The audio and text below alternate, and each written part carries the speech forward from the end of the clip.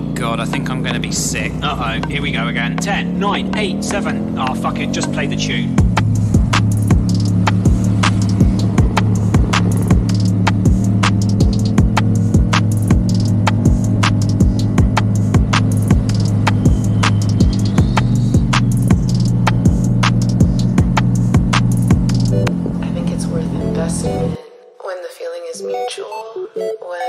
Both parties are really excited when there's like these little moments.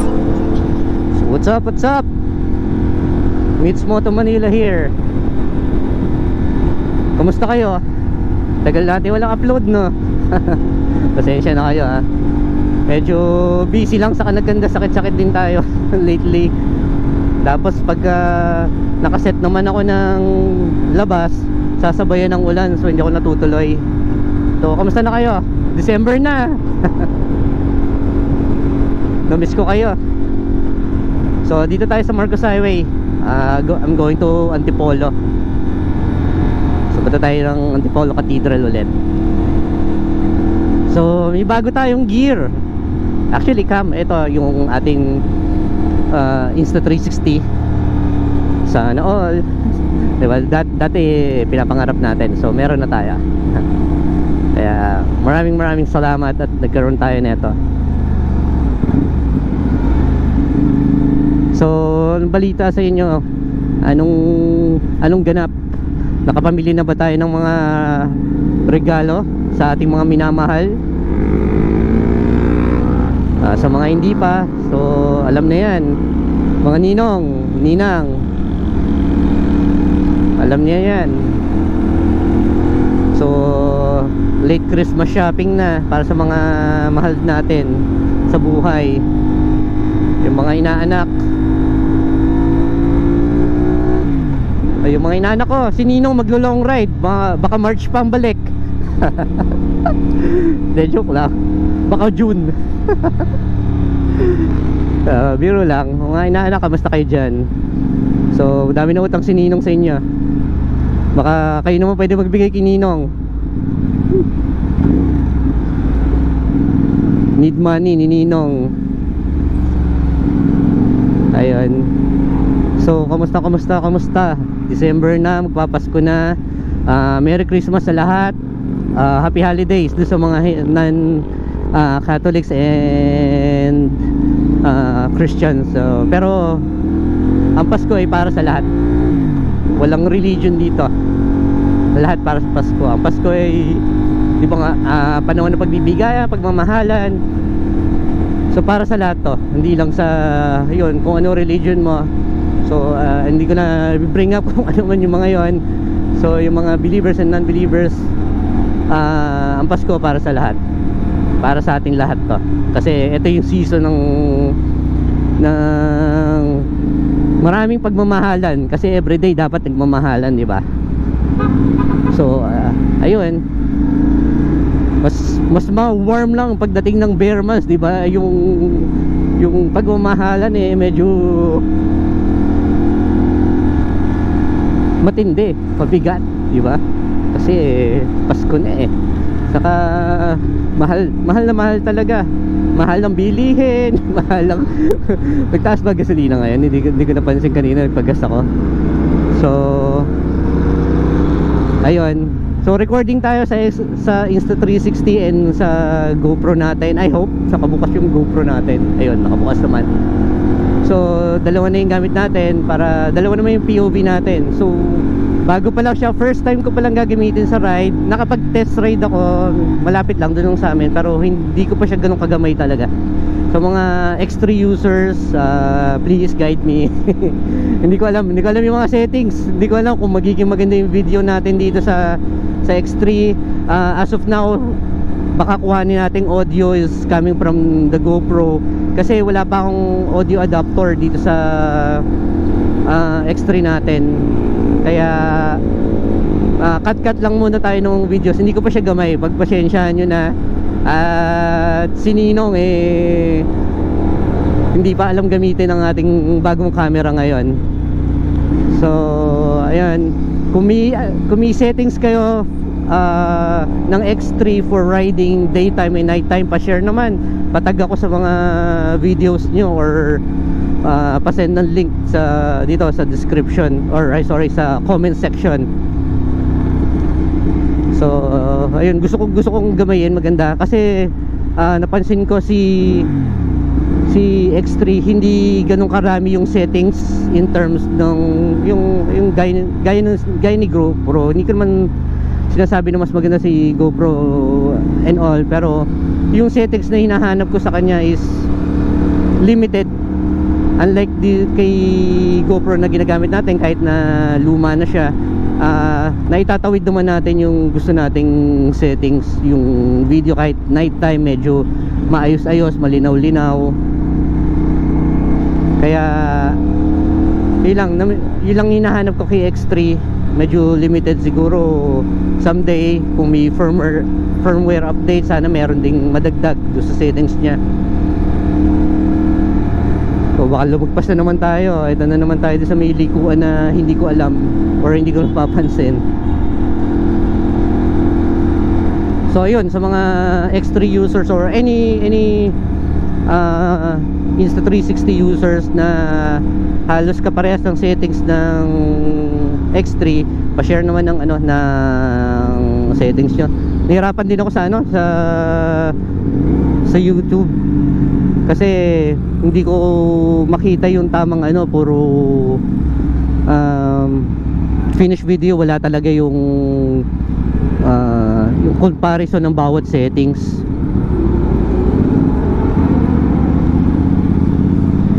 So dito tayo sa paliko. Yun, yung muntik na natin malagpasan last time. Muntik tayo mapunta doon sa papuntang Marilaki. So anyway, ayan, papunta tayo ng Antipolo Cathedral. Dapat may kasama ako, may bago tayong member sa SR Squad na ayun, sasama sana. Kaso nga lang nagkasakit. Nag-message sa akin kagabi na days daw niya kaya na dahil tinatrangkaso. Pero okay lang yun, get well soon bro. Importante yung yung health natin kasi anytime pwede naman tayo mag-ride. So set lang natin, sa busy season na rin talaga. Saka ma-traffic, hindi natin gano'ng ma-enjoy yung ride pagka masyado ma-traffic, unless na talagang malayuan na biyahe yung gagawin natin.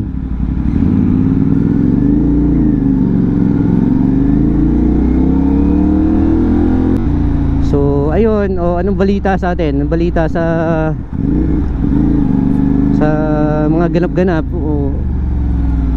Anong mga ganap natin dyan? Nabalitaan ko pala last time, yung may nadisgrasya dyan sa may Marcos Highway, no? Yung SIR, yung Civic SIR, kawawa naman. Magpapasko yung pamilya nagdadalamhati. Kaya ingat-ingat mga boys, girls, at lahat ng bumabiyahe. Hindi natin hawak ang pagkakataon. Kahit anong galing mo magmaneho, minsan nakakalimot tayo. May mga kamote moments tayo, ika nga. Ako hindi naman ako perfect driver, pero ayun nga, may kamote moments din ako. Hindi natin maiwasan, meron at meron talaga pero iba yung ingat talaga sa lahat. Lalo na ngayong magki-Christmas, wag naman natin pagluksain yung mga mahal natin sa buhay. Kasi diba, ito nga yung dapat na pinakamasayang panahon dahil ito yung kadalasan na sama-sama yung pamilya. So ayun, ingat-ingat, maraming ingat kasi nga, hindi natin hawak ang buhay natin. Si Lord lang yung ang magsasabi kung kailan niya tatapusin. Siya lang yung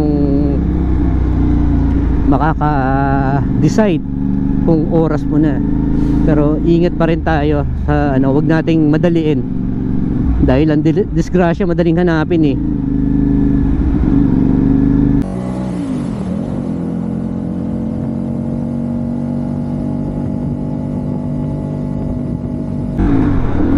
Kahit nasa bahay ka, madidisgrasya ka.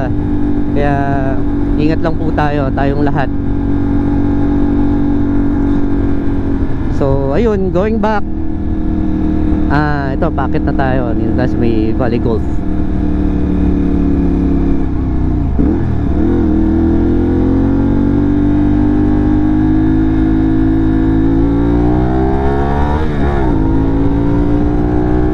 Buwela tayo ng konti, nabibitin ako.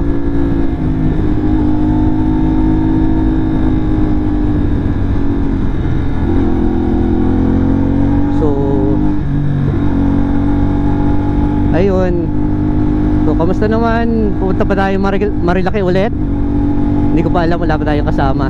Gusto ko magpunta mag-isa, kaso lang natatakot ako eh. Saka hindi ko talaga kabisado. Yung mga banking na ganyan, no?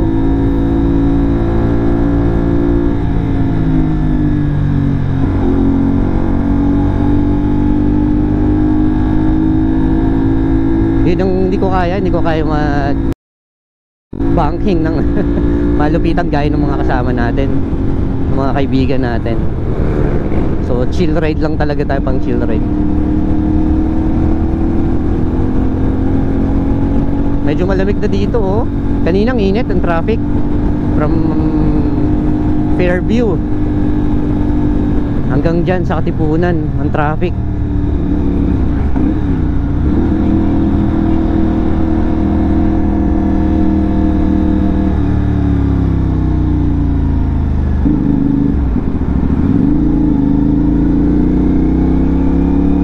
Ito na naman yung road to share the road. Natutuwa din sa signage na itong kalsada na to. So tama, di ba, kagaya nung sabi natin last time, share the road, di ba? Ang daming mainit ang ulo eh. Isa na rin ako dyan minsan, actually madalas. Sabi nila pagka yung lagi kang maraming pinapansin, marami kang galit sa kalsada, ibig sabihin you're paying attention to the road. Lalo na yung napapansin mo yung mga sablay-sablay, di ba? You're paying attention to the road. Pero syempre, wag natin daanin sa galit. Wow, coming from me.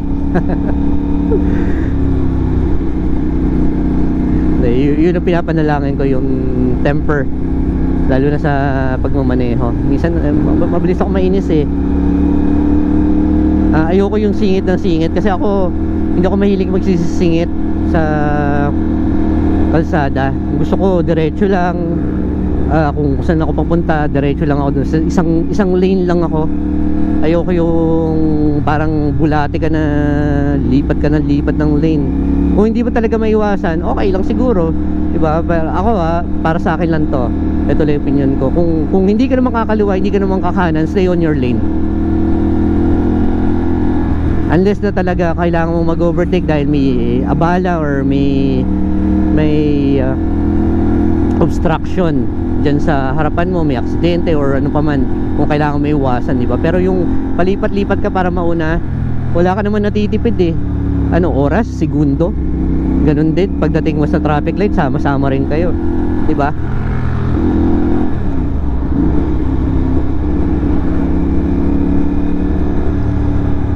As much as possible, gusto ko sana sa kanan na lane, kaso nga lang gaya na itong kalsada na to, 2 lanes. Marami tayong kasabay na PUV, so binibigay ko sa kanila yung yung side na yan, kasi yung bababa sakay, saka maabala rin tayo dahil yun, hinto ka, di ba? Abante hinto. So ayun nga, ibigay natin sa mga PUV yan.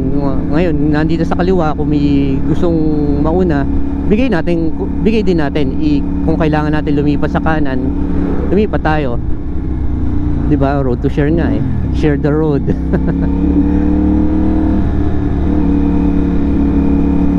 Gaya na ito, overtake na tayo, medyo nabibitin na siya. Saka yung mga nagbabike, mainit din yung mga ulo ng mga yan pagka nasisingitan sila eh, or nasasabayan sila, di ba? Sabi ko nga last time, i-share natin yung road dahil lahat naman tayo gumagamit niyan.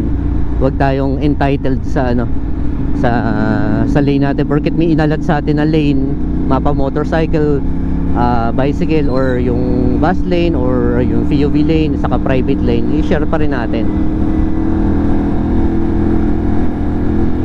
Mahirap na eh. Nagre-record pa ba yung ano natin? Nagre-record pa ba Insta natin na, oo. Saka si GoPro. Yun, tutuwa ako sa Insta360. Kasi yung invisible stick niya talagang di kita. I don't know kung pareha sila ng ganun din si ano, pagka naka Fusion ka or yung GoPro Max, ganun din yung ano niya. Pero malamang kasi 360 din yun eh, no? Pero hindi ko lang alam kung may accessory sila ng ganun. Si Insta360 may ano, invisible stick eh.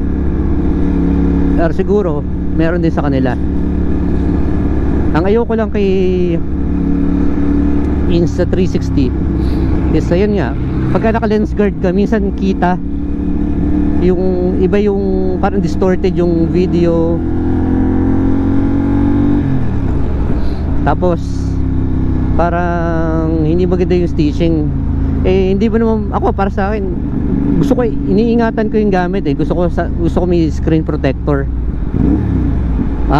saka lens guard. Gaya na itong GoPro natin, may ano tayo, may lens protector tayo, saka screen protector. Ito rin meron na yung Insta360 natin, nilagyan ko na rin. Yun lang, pagka stitching ng ano, ng video, minsan nakikita mo yung hati. Ewan ko kung problema ni Insta360 talaga yon. Hindi ko alam kung i-compare natin sa Max, sa GoPro Max or Fusion, kung ganun din siya.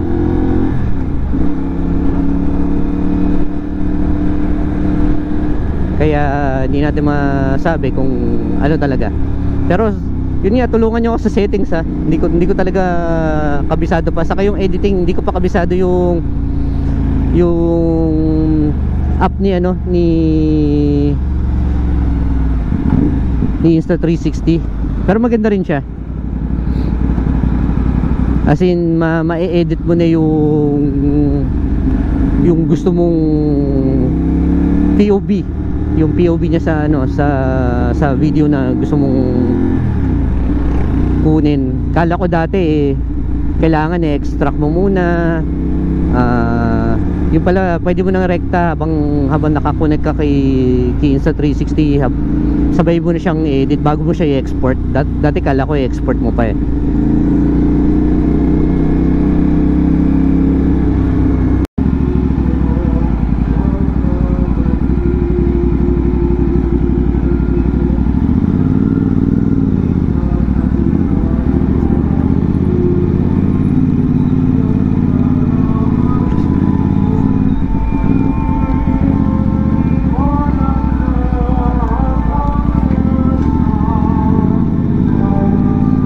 So nandito na tayo, may papabless tayo ulit.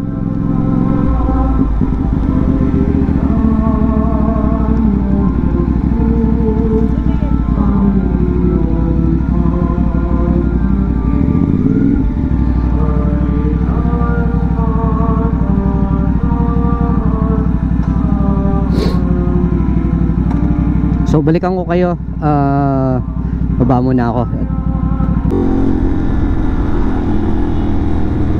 Madilim. Wag naman sana.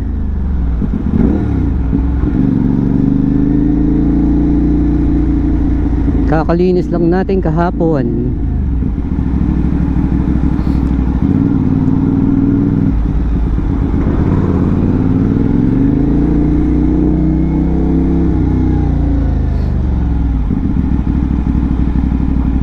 Naman sana bumuhos at wag tayong abutan.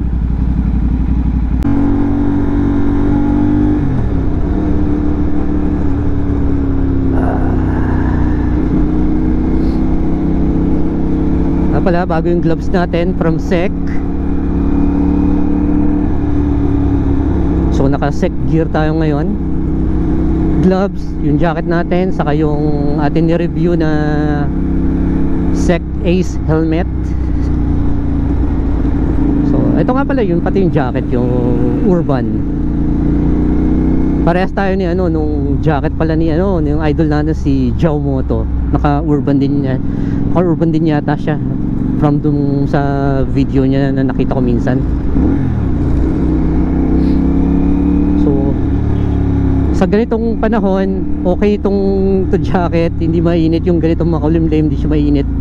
Pero pagka tirik na tirik yung araw, grabe, tagaktak pawis ko.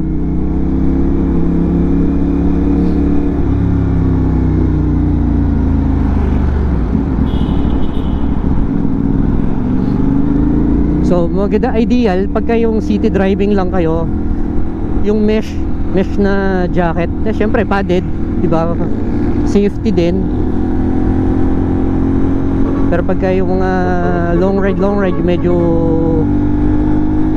gaya niya, mukhang uulan, sana ayoko testingin yung ano, kung water resistant siya yung jacket, ayoko mulan. So yun, pagka yung medyo malamig ang panahon, okay to. Itong nabili natin Urban, Sek na Urban. Sek, baka naman. So yung isang helmet natin, yung Access natin, hindi pa natin nasusuot. Yung nabili natin noong October. Kasi nga, di ba, yung mga ride na hindi natutuloy.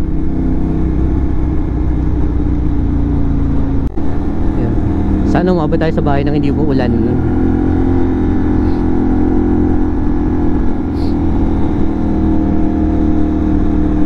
So nga pala, nakalimutan kong i-mention yung YouTube natin. Maraming nadagdag. Maraming salamat sa inyo. Maraming salamat sa inyo. Pati sa TikTok medyo nakatawid na tayo sa hinihiling kong numbers, pero hindi pa, syempre hindi pa libo. Sana madagdagan pa rin para makagawa pa tayo ng ibang video na nakaka-inspire din. Kasi pag yung dumadami yung subscriber nyo, dami ko na utang eh, parang inaanak ko lang eh, no? Umambo, no? Sana madagdagan yung yung subscribers na yung sa YouTube. Na tutuwa ko etong time na hindi tayo na nakapag-vlog, eh yun pa yung dumami yung subscribers. Maraming salamat po doon sa lahat na nadagdag, saka yung mga nagstay. May nakita ko na umalis eh, so nakakasad, pero ganun talaga, hindi mo mapipilit.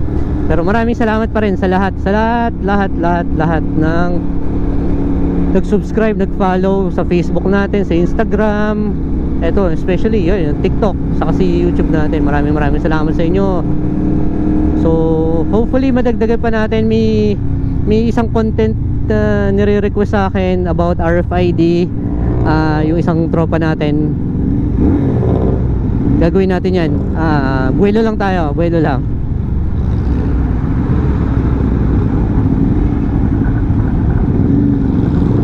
Kasi medyo traffic season na yun. Mahirap na expressway ngayon. Ang hirap lumabas. Pero gagawin natin yan. Maganda idea yung niya, yung hinihiling yung content. Gagawin natin yung short video yon. Yan, salamat sa suggestion sa tropa natin si Martin, si Ice. Yung kasama natin sa Marilaki last time. So gawa natin ng video yan. So yung ibang pending ko na sabi ko before na gagawin natin, siguro next year na iba. Si Kanto Tabas, yung sa natin tropa, saka si Stella, yung motorcycle shop dyan sa Pasig. Lamig. Gusto ko yung lamig, pero ayokong mulan. Lamig nung panahon, yung simoy ng hangin dito. Baka mamaya umulan na rin sa may part sa amin, putik na naman.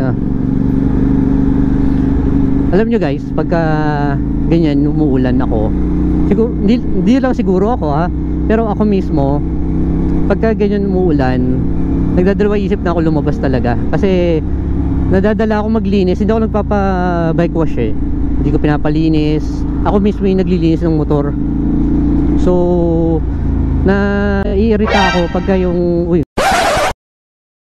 naiirita ako pagka yung uy, tapo yung tubig oh.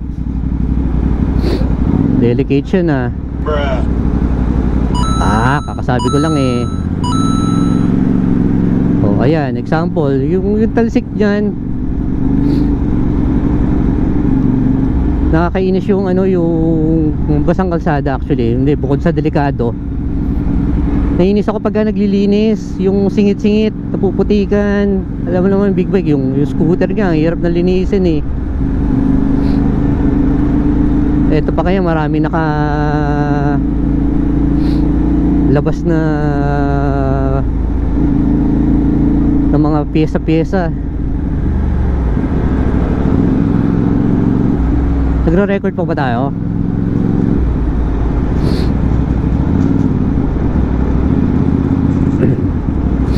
Buti hindi tayo na-shampoo ng tapon na tubig ah.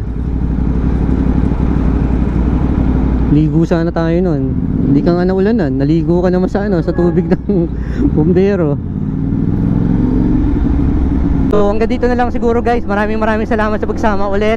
And babawi ako sa mga contents na sinabi ko. Habulin natin yan. Gagawin natin as much as possible etong December. Pero kung hindi talaga kaya, next year na siguro yan. And ayun na, maraming salamat ulit. So dito na tayo, hanggang dito na lang. Be safe and ride safe. Miss Moto Manila here.